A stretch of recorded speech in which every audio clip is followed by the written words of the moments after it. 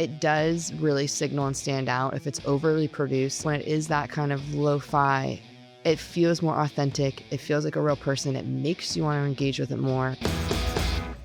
If you're trying to get on a trend, overly producing it, it's just going to feel like you guys don't belong here, do you? You want to fit in, not come across as the thing that's other and not belonging.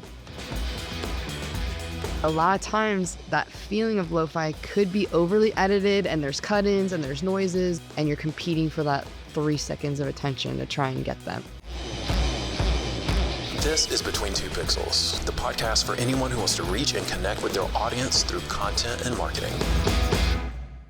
Welcome to the Between Two Pixels podcast, a podcast for anyone looking to reach and connect with their audience through content and marketing.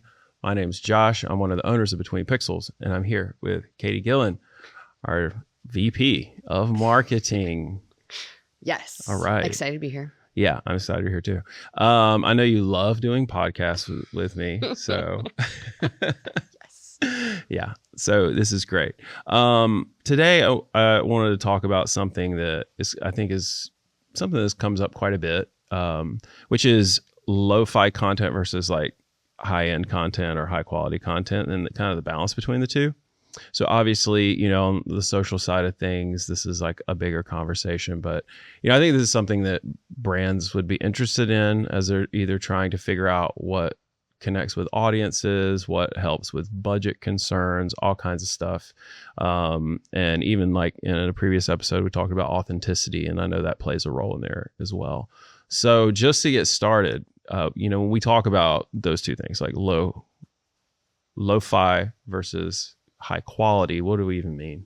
That's a great question, because I think now that everyone's in social, they're like, I just want like down and dirty, like lo-fi content. It's like, what does that mean? Or we hear a lot more organic. What does that actually mean? So high quality is stuff that it's well lit. It's using more traditional cameras, tripods, microphones. It's much more produced, pre-produced. Not that lo-fi can't be pre-produced as well, but it's a higher quality and there's a space for that. Whereas lo-fi might be something that you do shoot on your phone. You may still use microphones and things like that, but it's typically vertical on a phone, sometimes even edited on a phone. Okay. So what would be kind of like, I don't know, the differences in how we would use those two things for clients? Absolutely. So for high quality content, I would say if it's going on your website, if it's going to be placed on traditional TV, paid media, even if you're sending out an email series, it should be high quality, because I think you lose a little bit of that, especially it degrades if you're using some stuff shot on your phone on a website in particular. And then for lo-fi content, absolutely on social. I think it plays really well. And you can still do high quality on social too. Okay. So let's talk about that a little bit. Before we jump into some of the like nitty gritty stuff, why when would you choose on social if you can do both? And because I'm wondering too, like if it truly needs to be lo-fi all the time, or is it just like there's also like a genre around what lo-fi content is, you know? Yes. So like you can obviously do certain things. You could shoot it with like a really nice production and camera and lighting, but if you shoot it in a like much more authentic or organic way, maybe it's not so much about the equipment that you're using, but it's about the style, and it's like the medium becomes the message type thing. Like, this feels authentic because I'm just talking to you, and there's like obvious jump cuts and things like that. But maybe explain a little bit about when you would decide to do one versus the other for social. I think a couple of things. It depends on your brand. Like you can't just suddenly go lo-fi and have it not fit in with your feed. Or if you're used to having overly polished graphics on everything, and suddenly it's like there's weird SpongeBob graphics and alarm noises, like that might be super jarring to someone. So having it make sense. And then also depending on the trend, like not just putting your brand on a trend because it's trending. Is that authentic to your brand? Then you could film it in that style that is more lo-fi. Have you seen brands transition? Because like I remember several years ago, like I would just get like a lot of inspiration from really polished social stuff that was like very artistic, and like Dunkin' Donuts or something like that. I just remember seeing their ads, like everything, or their social content was like really creative, and everything was like, man, every single one of these looks like a billboard ad, or like really overdone, and like, how is that transition? Have you seen brands switch to a balance? I have, but it's funny because some brands that were more lo-fi have also transitioned to more high quality, because we're seeing more of these serial content pieces. There's brands that will create entirely separate Instagram accounts to run serial content, and it's all super high quality, like mini TV episodes basically.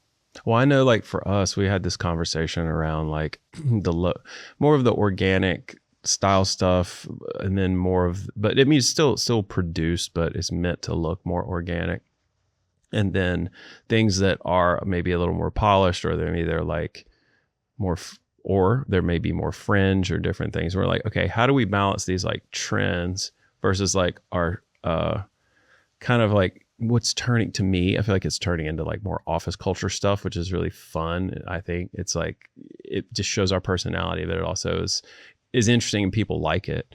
About taking things off grid and maybe going with reel only, and like doing certain things to like keeps your feed a little bit more designated. Do you recommend that kind of strategy for brands, or maybe even like, or is it like what you're saying before, like you just have a separate account, like you have a burner account for dumb stuff or something? Like what are your thoughts on that? I think having a clear content calendar and deciding very much in the pre-pro process, like, is this going to go on LinkedIn? Is this going to go on the grid? That's how we do it here primarily. There's definitely a lot of times we have a big bold red in the content calendar that says, do not post this on LinkedIn, because it's a little more out there. It's a little more quirky. But I think too, with the content we're making, we're trying to infuse our quality of production and showcase our skill set. So it might be very trendy and come off lo-fi, but then we're still using microphones, or we're like enhancing it with the lighting or something that lends itself, so you can see we're not just doing a trend because we want to be a fun agency. We're doing it because we also have expertise in these areas. I feel like there's certain things, there's certain styles that communicate like this is more organic, and like it's supposed to be a little bit tongue in cheek, or like whatever it is, whether it's like you're following a trend or whatever. It's like obviously not, this is our best editing we've ever done. We're like intentionally making edits a little bit, I don't know, rough, because that's the medium or the format. So that's something, to think about. So like, why, in your opinion, does lo-fi work for brands? I think we kind of touched on earlier, the authenticity piece. If you're scrolling, it does really signal and stand out if it's overly produced. And what I mean by that is there's a lot of graphics on it. It's filmed in a very like bright lit brand ad kind of style way, or maybe the people seem disconnected from the video. Whereas if it's lo-fi, someone's like kind of front and center, maybe they're talking to you versus at you. It just feels more like, oh, maybe that's a friend. Oh, it's actually a brand. I didn't even realize, like when you're scrolling, versus those ones that stick out as like, oh, I'm just getting a suggested ad. You almost don't want to engage with it. But I feel like when it is that kind of lo-fi, it feels more authentic. It feels like a real person. It makes you want to engage with it more. And then it also just works for certain styles. If you're trying to get on a trend, overly producing it, it's just going to feel like, you guys don't belong here, do you? Like, this sticks out in the wrong way. Don't do this. It's definitely major for like authenticity. And that's what I think when people say, oh, I want it to feel organic, you want to fit in with your friends and baby pictures and everything else, and not come across as the thing that's other and not belonging. Yeah, it's interesting. I mean, how would you recommend brands explore some of this? So like if someone's listening and they're like, I feel like our stuff is too polished, or maybe our stuff isn't polished enough, and like they're trying to figure out how to start integrating some different things in there, because there's obviously, self-produced content. You could look at trends. You could look at things other brands are doing. I mean, you can do trending content just for entertainment, sure, but like that's not going to work for like every brand.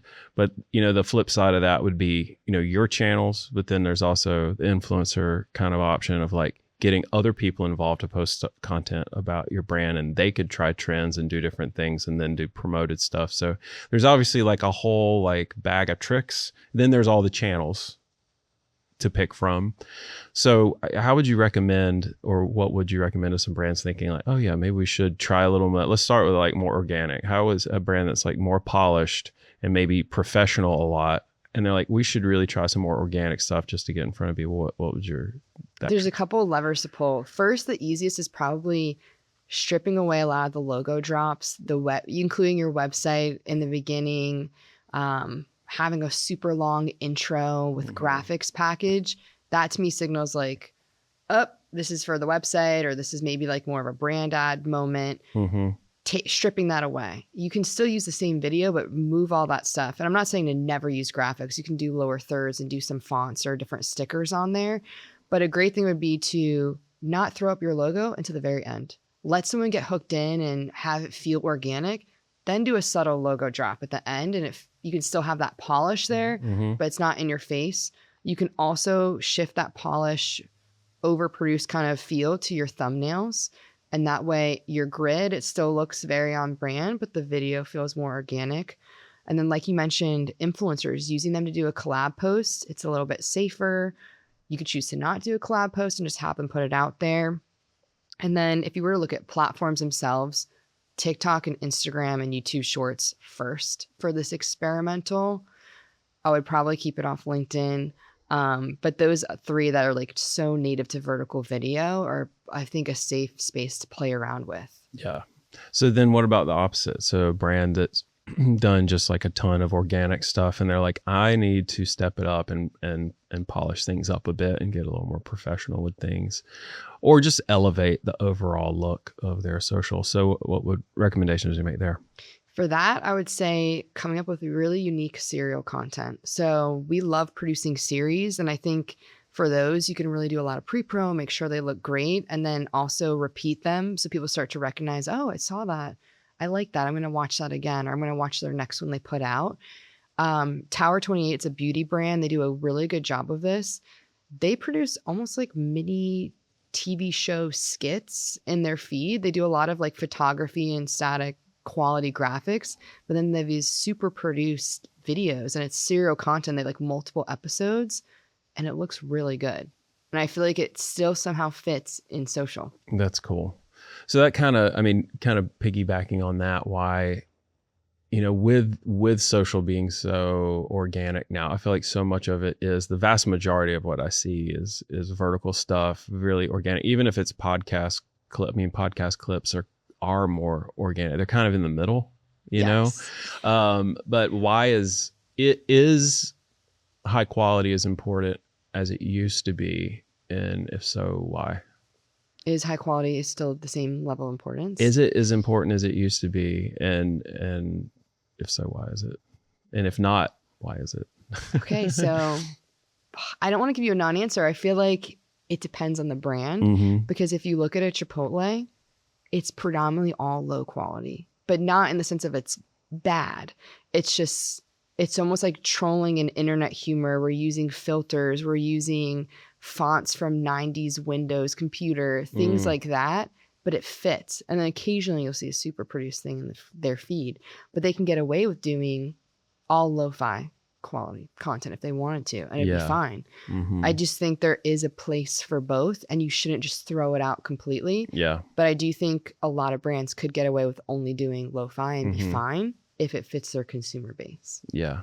But do you have is there best case, like what would be like the best use case for any brand? So just like big picture, for high quality, like where would be if someone was to ask you in a meeting, they're like, well, how should we use, like, and you don't even know anything about their brand, what would be like the big picture kind of like template that you might say, like, high quality is best in fill in the blank? Yes. Okay. High quality is best in website, sales collateral, emails, any paid placement, TV, and then YouTube, like standard YouTube and LinkedIn. So that's interesting, like paid placement across social, but not necessarily any organic posts. Yeah. Unless it's like traditional, like a longer form YouTube. Yeah. But if it's shorts, I'm going to say like probably not. Yeah. And then I'd almost say for like social, you could get away with like 75% lo-fi, 25% high quality content. If you wanted to have like sort of a target mix on your feed. What about the mix of like video content versus still, as far as like high quality versus low? Because I feel like high quality or low quality video is okay. Low quality photos, maybe not. Maybe not, depending on how you do it. If it's a carousel, I'm going to say it's probably still going to do well. Like, it could be so simple. Even on TikTok, sometimes you can do static carousel posts, which you're like, how does this make sense for TikTok? With just images with like text on it. And it could outperform some of these video pieces. And it just depends on what people are kind of serving up in the trends right now. So you can kind of get away with it. I would say as a whole though, I love a more high quality carousel with graphic treatment or illustrated touches, cut out photos and things like that. Yeah. I definitely noticed that, you know, even brands that are doing sales driven things, or, you know, photo carousels, testimonial photos, you know, where you're getting quotes from clients or whatever. But even doing high quality stuff for brands, even if you're managing it yourself, it's still easier to do nowadays than it used to, whether they're using Canva or something else, you know. I literally was thinking about Canva. Yeah. I mean, obviously, like when we do stuff for clients, we try to do things that can't necessarily just be done in Canva, but there are so many great tools out there that to use that if you're doing this stuff on your own. So what kind of do you think are like the common mistakes brands are making when they're trying to differentiate between these two things and try to get the right mix?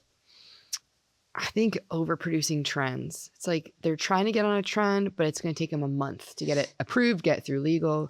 And then all of a sudden they post it. It's like, it's late. Guys, this was like trending a month ago. Why did we post this now? Or it just feels like, hey, you fellow kids, like it just doesn't belong, like that meme where it's like overly polished and that's not what the trend is. Right. So it's like trying to force it into your polished bucket. Like I wouldn't do a trend that you see and then you're throwing your whole graphics package on it. It's like, that's not what that is. That was just supposed to be a simple trend where you like pranked your coworkers. There's like such a tight window for trends, I feel like. Yes.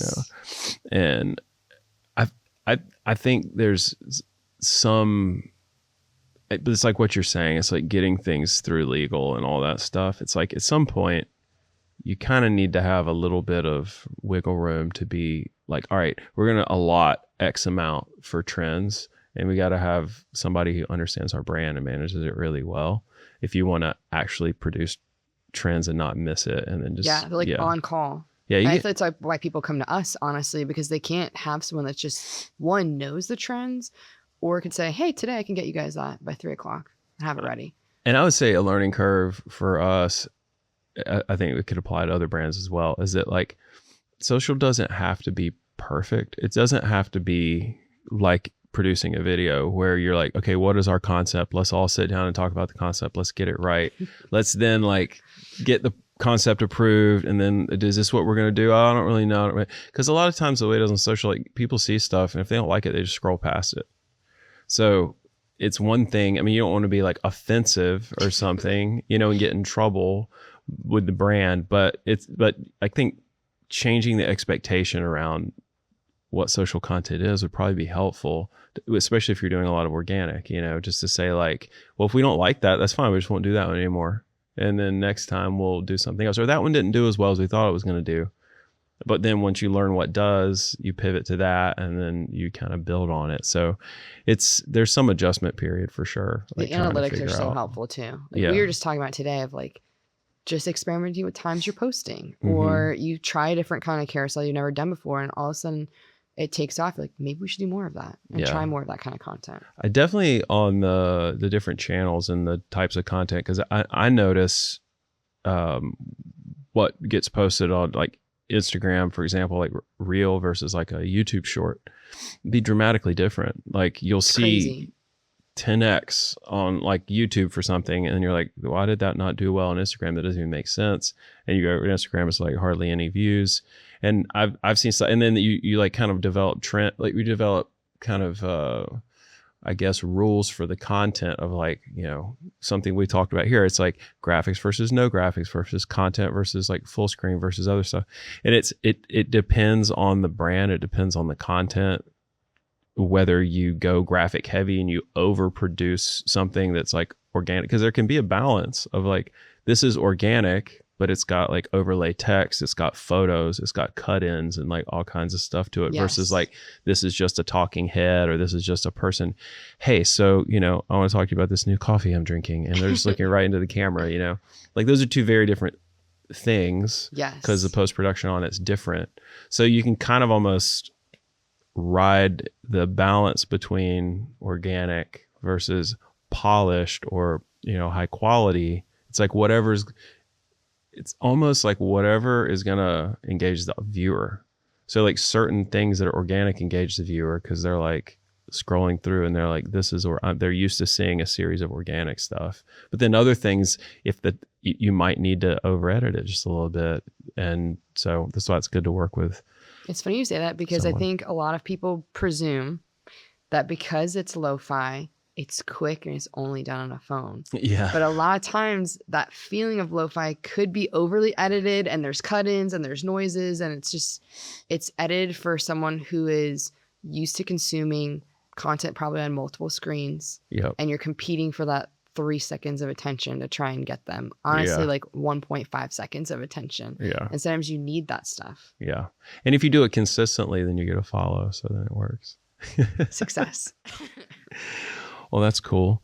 So I just want to ask, like, if there's any examples of clients we're working with where we've transitioned them to more lo-fi or incorporated more high quality content, and how we've managed that. Do you have any good? Yes, Okay. I do. I think AO Health Primary Care is a great example, launching a TikTok that didn't exist before. So building that platform from scratch, that definitely helps when you're trying to dabble into the lo-fi content, because it's a safe space, blank canvas.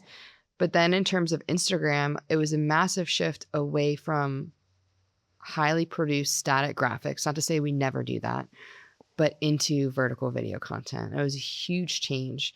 And there's been multiple iterations. So we've tried using actual staff actors, and it's honestly all real people that we use now. And then to help with some of the little high quality elements we still want in there, we have a curated batch of thumbnails, and then we've developed different stickers and graphics packages that we work in. But it's definitely been something that's challenging, because it is such a huge departure from a brand that has really high quality produced brand ads that we do that are placed in traditional media, to kind of shift it away where it's like, hey, that's my actual doctor in a video talking about Mythbusters. And it just makes them feel more relatable. I think to help that, you do a lot of pre-production. So you can still have like the polish, but have it be lo-fi style content.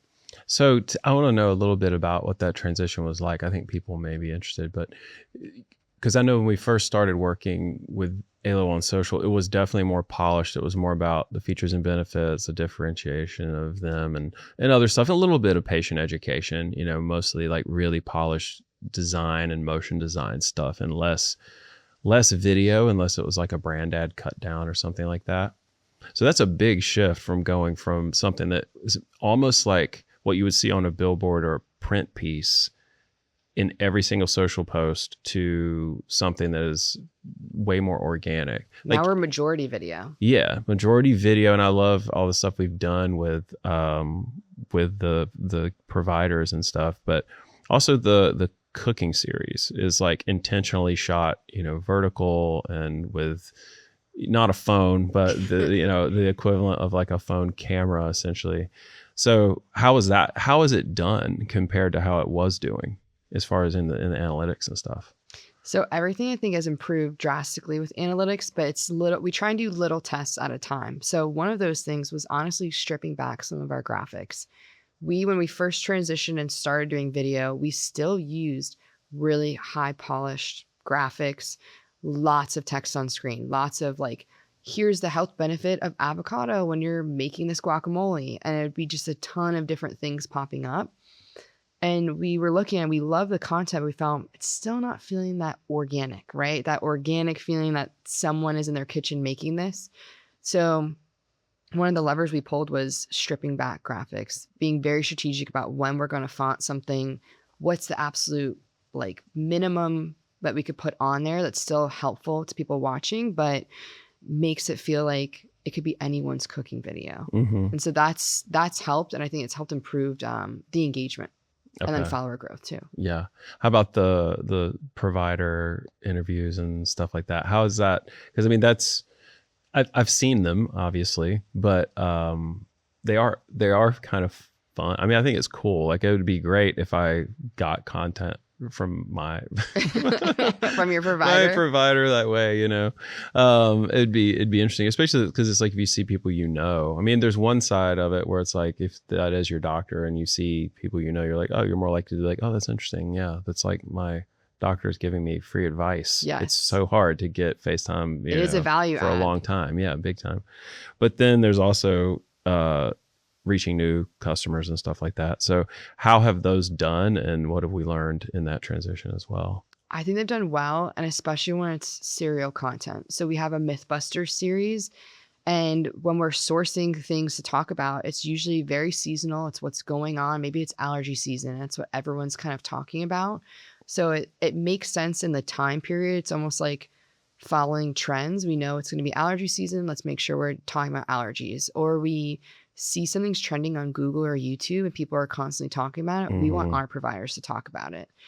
One thing is honestly highlighting a variety. So you give a variety of people and then playing to people's strengths. Some people have done really well in pairs. And so putting two providers together, they're feeding off each other. These people have no acting or public sort of video experience ever, but they've done really, really well. And I think it's because they're leaning into their expertise and they're playing off their own personality. Mm-hmm. Yeah, those are a good example of kind of lo-fi shot, straight to camera, not highly produced, just with a real person, but then we incorporate graphics and some Yes. B-roll on top. So it's a little bit of both. Because it just might not hold the audience's attention if you just jump cut, dot. It's one thing if a celebrity is doing that or an influencer has a huge following. It's just you're just seeing them on camera the whole time.